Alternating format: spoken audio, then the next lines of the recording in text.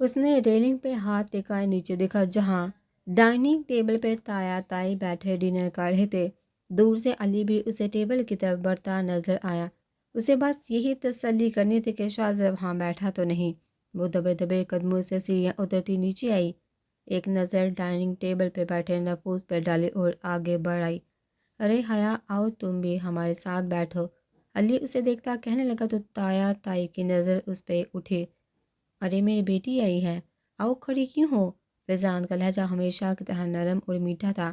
جی تایا ابو، وہ خوش دلی سے مسکراتے تائی کے ساتھ بیٹھ گئی۔ ٹیبل پہ پلاؤ، کوفتے، نگرز، کباب دیکھ اس کی بھوک چمک اٹھی۔ نور سے لڑائی ہوئی؟ عائشہ نے پلاؤ اور کوفتے اس کی پلیٹ میں ڈالتے ہوئے دیر سے کہا کہ کہیں اور کوئی سن نہ لے۔ جی، وہ شرارتاً مسکرائی۔ کیا کروں میں تمہارا لڑکی، کتنی بار سمجھایا ہے اسے تنگ نہ کیا کرو۔ وہ اس وقت کھانے کی طرف متوجہ تھی، اس لیے بے دلی سے عائشہ کی باتیں سن رہی تھی۔ پھٹ نہ جاؤ، عمر نے اسے کوفتوں سے انصاف کرتے دیکھتے کہا۔ اپنے تایا کا کھا ہی ہوں سمجھے، وہ ناک سکور کے کہنے لگی۔ حیا اب آگے کس فیلڈ میں ایڈمیشن لینا ہے؟ یہی آگے اس کی حالت خراب ہو جاتی۔ اس کا سارا موڈ خراب ہو گیا۔ پتہ نہیں اس کی شکل دیکھتے ہی سب تعلیم کا کیوں پوچھنے لگ جاتے۔ جب اس نے نفی میں سہ لایا تو تائی سے مختلف فیلڈز کا بتانے لگے۔ ساتھ یہ بھی آرڈر دیا کہ جلد ہی ایڈمیشن لے۔ اسے اب پچھتاوا ہو رہا تھا، نہ وہ عمر کے ساتھ ایسا کرتی نہ اس کے ساتھ ایسے ہوتا۔ اچھا خاصا اوپر ڈنر کر رہی تھی۔ 2 سالہ احمد کی پکار پہ اس کی جانب متوجہ ہوئی، جو نہ جانے کب آ کر اس کے برابر میں بیٹھ گیا۔ ارے احمد میری جان! اس نے احمد کو اٹھا کے اپنی گود میں بٹھایا۔ تائی امی، عنایہ آپی کہاں ہے؟ کل سے احمد کی طبیعت خراب ہے، صبح اسے سنبھالتی بیچاری ہلکان ہو رہی تھی، ابھی جا کر سوئی ہے۔ تائی امی افسردگی سے کہنے لگی۔ البتہ تایا کا چہرہ سپاٹ تھا۔ حیا نے چھوٹا سا نوالا بنا کے اس کے منہ میں ڈالا۔ احمد نے بنا چوں چا کیے کھا لیا تو وہ اسی طرح اسے چھوٹے نوالے بنا کے کھلانے لگی۔ پڑی؟ وہ لانچ میں بیٹھی سبزی کاٹ رہی تھی۔ ہنی پاس بیٹھا اپنا ہوم ورک کر رہا تھا۔ آج اس کا پہلا دن تھا ویکیشنز کے بعد۔ آپ کا میڈیکل کالج میں ایڈمیشن ہوا تھا؟ وہ ٹھٹکی اور نظر اٹھا کے ہنی کو دکھا، پھر واپس اپنے کام میں مشغول ہو گئی۔ ہوا تھا؟ پھر آپ نے پڑھائی کیوں چھوڑی؟ کیونکہ مجھے یہ پروفیشن اچھا نہیں لگتا، متحمل سے اسے جواب دے رہی تھی۔ بڑی اتنی مشکل سے میڈیکل میں ایڈمیشن ہوتا ہے، آپ نے اتنی بڑی اپرچونٹی گوا دی۔ وہ حیرانگی سے اسے تاک رہا تھا جیسے اس جواب کی امید نہ ہو۔ بس ہنی، میرا انٹرسٹ نہیں تھا، مجھے لگا میں پڑھ نہیں پاؤں گی۔ وہ اس کی حیرانگی باندھ کے کہنے لگی۔ ہنی نے سمجھنے والے انداز میں سر ہاں میں ہلایا، پھر تھوڑی دیر بعد گویا ہوا۔ اور میں پتہ ہے کیا بننا چاہتا ہوں؟ ہنی کی آنکھوں میں ایک چمک ابھری۔ کیا؟ وہ مسکراتے ہوئے اسے پوچھتی تھی۔ بزنس مین، بالکل بابا کی طرح۔ وہ بس اس کی بات پہ مسکرائی۔ آپ کو کیا لگتا ہے مجھے کیا بننا چاہیے؟ اچھا انسان بے ساختہ اس کی زبان سے پھسلا۔ جی، وہ پوری آنکھیں کھولے اسے دیکھ رہا تھا۔ میرا مطلب تھا ہنی، سب سے پہلے ایک اچھا انسان بننا چاہیے، اپنا آپ منوانا چاہیے۔ جب تم اسکول سے نکلو، ہر کوئی تمہاری ذہانت، قابلیت، تمہارے سافٹ نیچر کی تعریف کرے، لوگوں سے تمہارا رویہ اچھا ہو۔ سب سے بڑی بات، تم انسانوں کی عزت کرنا سیکھو، کسی کو اسے کمتر نہ سمجھو، اپنے رویے سے اسے تکلیف نہ پہنچاؤ، اور آخری بات، وہ سانس لینے کو رکی، معاف کرنا سیکھو۔ کہتے ساتھ وہ اٹھی اور کچن میں چلی گئی بنا ہنی کا ریئیکشن دیکھے۔ اب مجھے سب سے مختلف پائیں گی۔ اس کے جانے کے بعد ہنی نے خود سے عہد کیا۔ وہ کچن میں آ گئی، روکے ہوئے آنسو کے بہنے دیا۔ آپ کا میڈیکل کالج میں ایڈمیشن ہوا تھا؟ نال کھل کے آنسو سے تار چہرہ دھویا۔ اتنی مشکل سے میڈیکل میں ایڈمیشن ہوتا ہے، آپ نے اتنی بڑی اپرچونٹی کیوں گوا دی؟ میں خوبصورت آفرز کو ٹھکرایا نہیں کرتا۔ شاہ کی زہریلے الفاظ سے اسے اپنے کانوں کا پردہ پھٹتا ہوا محسوس ہوا۔ صبح تمہیں زندگی سے بھرپور تحفہ ملے گا۔ اس نے دونوں کانوں پر سختی سے ہاتھ رکھے اور چیخ پڑی، چپ ہو جاؤ، تمہیں خدا کا واسطہ ہے چپ ہو جاؤ۔ وہ تب تک منہ دھوتی رہی جب تک آنکھیں خشک نہ ہو گئی ہوں۔ اس نے دوپٹے سے چہرہ صاف کیا اور باہر ہنی کے پاس چلی آئی۔ عمر کانپتی ٹانگوں سے آگے بڑھا۔ اس کا یہاں آنے کا کوئی ارادہ نہیں تھا، لیکن نور نے اسے تسلی دی کہ وہ بھی کچھ دیر میں یہاں آئے گی۔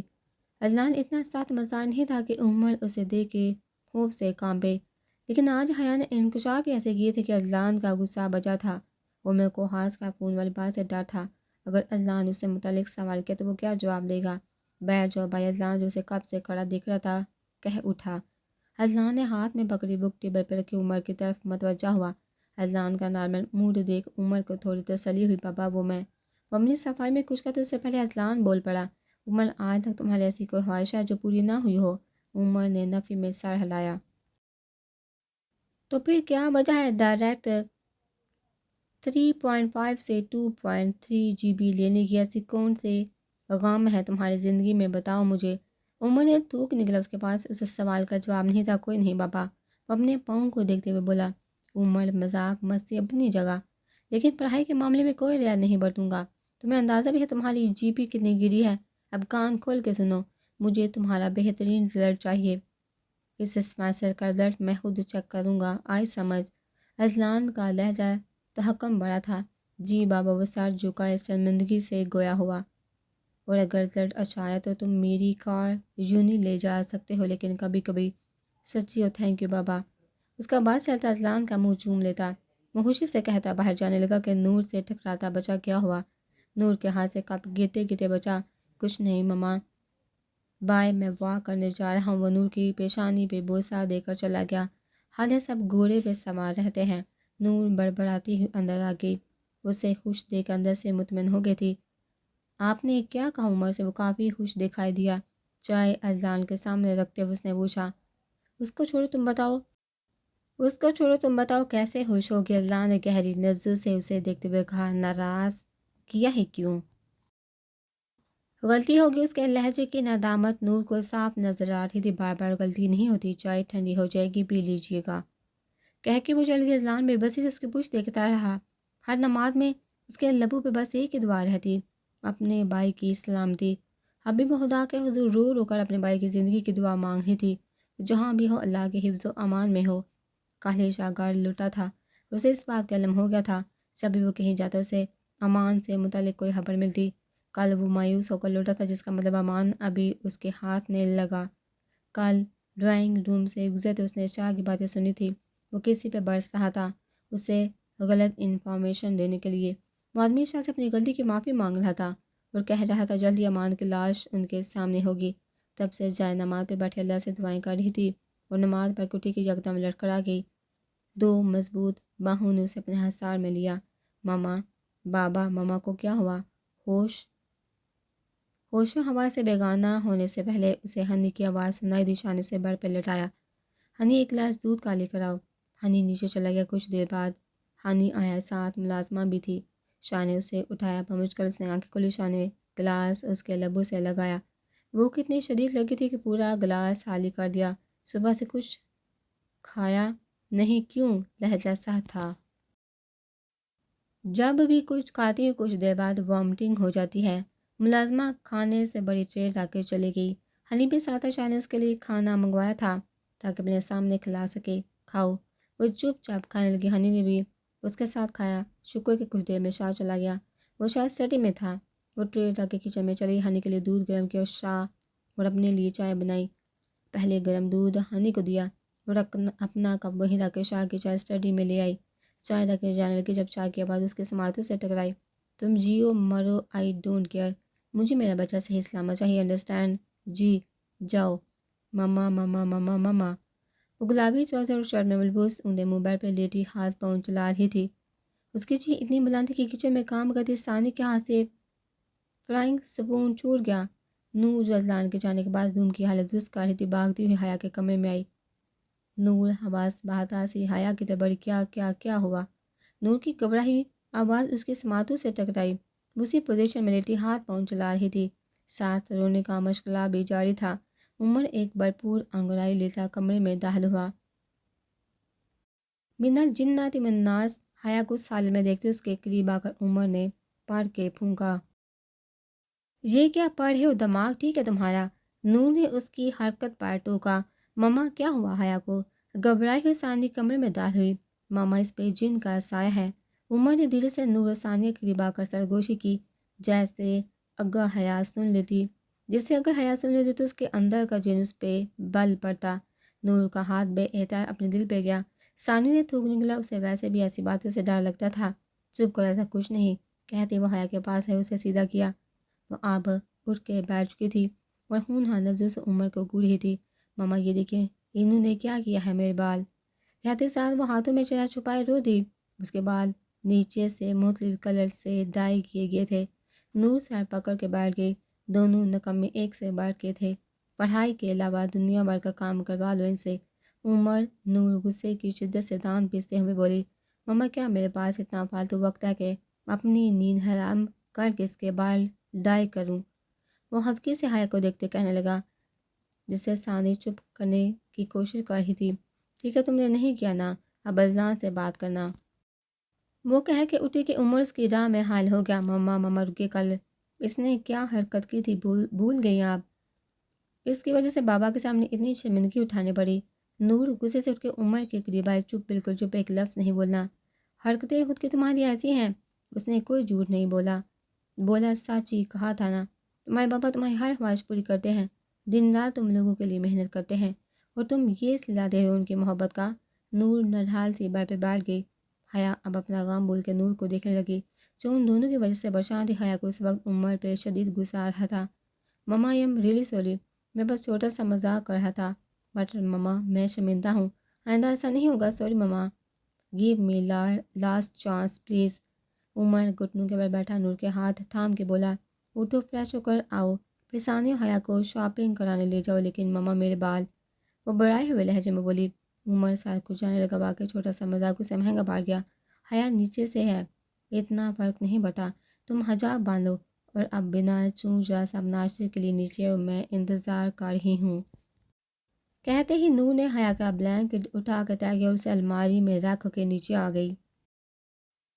کچھ دیر بعد سب ناشتے کی ٹیبل پہ حاضر تھے۔ سنڈے کے دن سب کی یہی روٹین ہوتی، 1 بجے کہیں جا کر سب ناشتہ کرتے۔ ناشتے کے بعد عمر کچن میں نور کے پاس چلا آیا۔ ماما ایک ریکویسٹ ہے، جانتی ہوں، وہ بے نیازی سے کہنے لگی، پلیز سنبھال لینا۔ عمر التجا کرنے لگا، ایسی حرکتیں ہی کیوں کرتے ہو، غلطی ہوگی، یہ خیال پہلے آیا ہی نہیں۔ ماما پلیز بابا کو سنبھال لینا، پلیز لاسٹ ٹائم۔ عمر ملتجی انداز میں بولا۔ نور کی خاموشی کا مطلب یہی تھا، وہ سنبھال لے گی۔ عمر پرسکون ہوتا باہر آ گیا۔ وہ ایبسینٹ مائنڈ ہے، اس کو ایکٹیو رہنے کی ضرورت ہے، تم اسے خوش رکھا کرو، اس سے کہو وہ گھومے پھرے، ان بے جان سوچوں سے چھٹکارا پائے، ورنہ وہ اپنے ساتھ اپنے بچے کا بھی نقصان کرے گی۔ وہ ہر ہفتے اسے چیک اپ کے لیے سارا کے پاس بھیجتا، جو اس کے عزیز دوست کی بیوی ہے۔ کل جب وہ چیک اپ کر کے لوٹی تھی تو سارا نے اس کی ذہنی کیفیت دیکھتے ہوئے شاہ سے رابطہ کیا۔ کافی دیر وہ آفس میں بیٹھا اسی کو سوچتا رہا۔ گھر آ کر اس کی نظریں اماں کو تلاشتی رہی، جسے بی بی جان کے روم میں ملی۔ وہ انہیں محسوس ہلا دیتا روم میں چلایا، کل اسے ارجنٹ ملک سے باہر جانا تھا۔ روم میں آ کر فوراً ہی وہ فریش ہونے چلا گیا۔ وہ جو بالکونی میں کھڑی تھی، کمرے میں کسی کی موجودگی محسوس کر کے باہر آئی۔ شاہ ٹاول سے بال رگڑتا ڈریسنگ کے سامنے آ کھڑا ہوا۔ میرا بیگ پیک کرو اور شال سویٹر لازمی رکھنا۔ جی جی، شاہ اسے ہدایت کرتا ڈریسنگ ٹیبل سے فون اٹھا کے کال کرنے لگا۔ ٹاول ایک جھٹکے سے اس نے بیڈ پہ پھینکا۔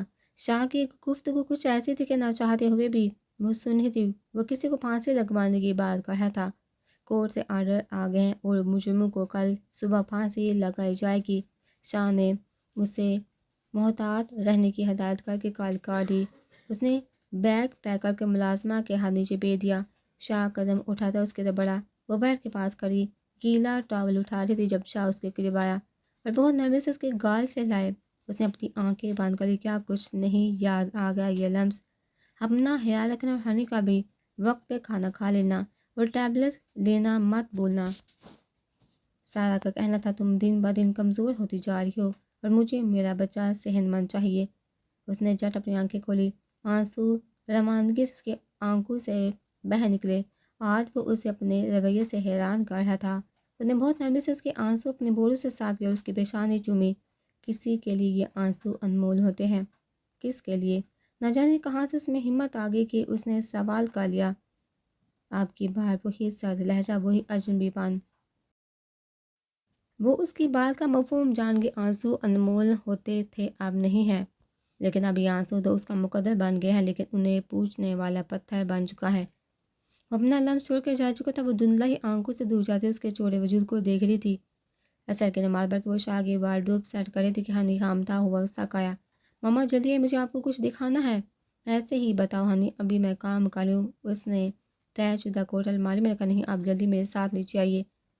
ہنی نے اس کا بازو پکڑ لیا کہ کوئی دوسرا سوٹ اٹھا نہ لے۔ اچھا ایک سیکنڈ، اس سے پہلے کہ وہ ٹائی اٹھاتی ہنی اس کا ہاتھ پکڑ کر نیچے لاؤنج میں لے آیا، جہاں ٹی وی کی آواز نے اسے اپنی طرف متوجہ کیا، اور ایک پل گزر سے سب اپنی جگہ تھم سا گیا۔ ٹی وی پہ مسلسل ایک ہی خبر آ رہی تھی کہ آج 3 لوگوں کو پھانسی دی گئی ہے، اور وہ 3 لوگ اور کوئی نہیں، وہی تھے جنہوں نے اس کے ساتھ بدتمیزی کرنے کی کوشش کی تھی۔ وہ نیوز اینکر کہہ رہی تھی کہ یہ تینوں لوگ 5 دن پہلے کسی کچرے دان میں ملے تھے، تینوں بے ہوش تھے۔ بہت زیادہ مقدار میں ڈرگز لینے کی وجہ سے وہ ہوش و حواس سے بیگانہ تھے۔ دوسری طرف ان کے گھر والوں کا کہنا کہ 1 ماہ پہلے وہ تینوں کسی پارٹی میں گئے تھے جہاں سے وہ لوٹ کے نہیں آئے۔ پولیس کو ان کے جسم میں مختلف اشیاء سے مارنے کے نشان ملے ہیں، جیسے 1 ماہ تک انہیں تشدد کا نشانہ بنایا گیا ہو۔ مزید اینکر کا کہنا تھا کہ ان کے پاس ڈرگز ملنے کی صورت میں پولیس نے ان پہ انکوائری کی تو معلوم ہوا ان کے خلاف کافی ریپ کیس درج ہیں، جنہیں کسی نے ری اوپن کر کے 15 دنوں کے اندر سارے گواہوں اور ثبوتوں کو عدالت میں پیش کیا، اور آج ان تینوں درندوں کو پھانسی دے کر عدالت نے ان ساری لڑکیوں کے ساتھ انصاف کیا جو ان کی زندگی کا نشانہ بنی تھی۔ ہنی کچھ کہہ رہا تھا لیکن وہ سن ہی کہاں رہی تھی۔ اسے بس کل کی وہ کال یاد آ رہی تھی جو شاہ کو وصول ہوئی تھی۔ کیا یہ سب شاہ نے کیا؟ وہ بھی تو کسی کو پھانسی لگوانے کی بات کر رہا تھا۔ ایک دم اس نے اپنی سوچ کو جھٹکا، وہ کبھی بھی اس کے لیے کچھ نہیں کر سکتا۔ خدا کی بندی، بس کر دو، پورا مال ہی دو گی کیا؟ عمر نے غصے سے حیا کا چوتھا شاپر پکڑتے ہوئے کہا۔ عمر، حمزہ، حیا اور ثانیہ کو نور نے شاپنگ کے لیے بھیجا تھا۔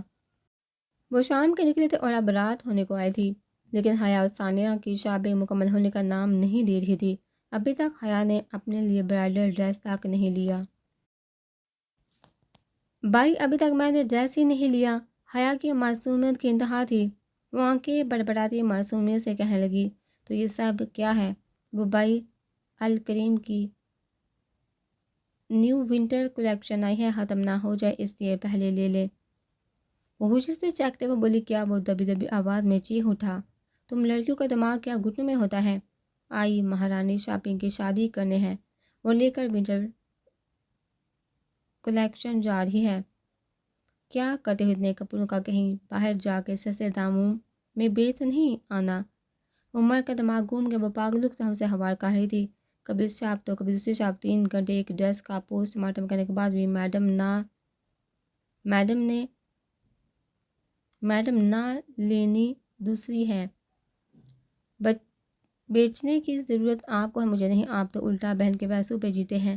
تو کیا کروں؟ اب ستیلا جو ٹھہرا، اب تو ماما نے بھی پاکٹ منی بند کرنے کی دھمکی دے دی ہے۔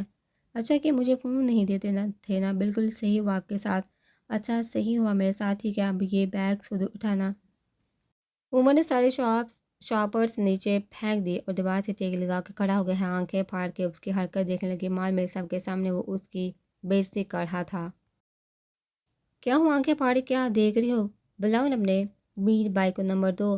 میں کہتے ساتھ وہ مزے سے گنگنانے لگا، بھائی صاحب دیکھ رہے ہیں؟ اچھا سوری۔ اسے منتیں کرنے لگے، آس پاس سے جاتے لوگ ان کو گھور رہے تھے۔ ایک تو حمزہ اور ثانی بھی اسے کہیں دکھ نہیں رہے تھے، ورنہ وہ کبھی اس کی منتیں نہ کرتی۔ سوری بچی، ماما بابا سے بے عزت کرا کے کتنا خوش ہو رہی تھی۔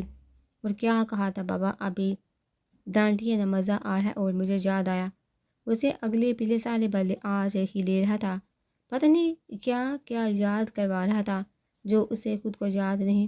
وہ تو بس ادھر ادھر نظریں گھمائے حمزہ اور ثانی کو ڈھونڈی تھی۔